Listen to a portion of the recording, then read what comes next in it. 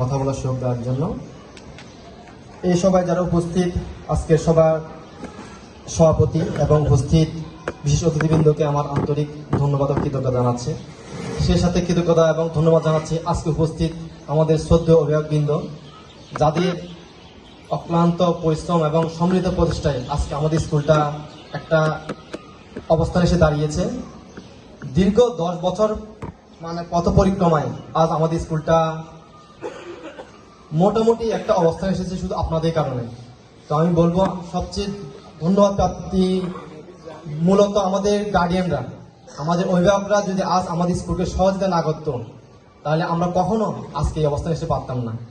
তো স্যার একটু আগে আমাদের স্যার একটা কথাই বলেছেন, আমরা যা কিছু করি আমাদের সন্তানদের জন্য আমাদের জীবন সবকিছু উৎসর্গ করছি তাদের সুখের জন্য। আমাদের স্কুলের একটা বড় অ্যাডভান্টেজ হচ্ছে আমাদের স্কুলের শিক্ষার পরিবেশটা অন্যান্য যে কোনো স্কুলের তুলনায় অনেক বেটার, এটা আমরা জোর দাবি করতে পারি। তো সবচেয়ে বড় জিনিসটা হচ্ছে কি, এখানে আমাদের গার্ডিয়ানরা যে শত ব্যস্ততার মাঝেও যে বাচ্চাদের সময় দেন, এটা কিন্তু অন্যান্য স্কুলের তুলনায় আমাদের স্কুলে বেশি ফুটে ওঠে। কারণ আমাদের স্কুলে যে নিরাপত্তার যে একটা বেষ্টনী আছে, যেটা অন্য কোথাও পাওয়া যায় না। গার্ডিয়ানরা সকালবেলা স্কুলে এসে বাচ্চাদেরকে আমাদের হাতে দিয়ে মোটামুটি নিশ্চিন্তে চলে যেতে পারে। কারণ আমাদের স্কুলের চারিদিকে হচ্ছে বাউন্ডারি ওয়াল দেওয়া আছে, এগুলোর সাথে সিসি ক্যামেরা দিয়ে সবকিছু নিয়ন্ত্রিত, যার কারণে আমরা এটুকু নিশ্চয় দিতে পারি যে এখানে বাচ্চাদের নিরাপত্তার ব্যাপারে কোনো ধরনের কোনো কম্প্রোমাইজ করা হয় না।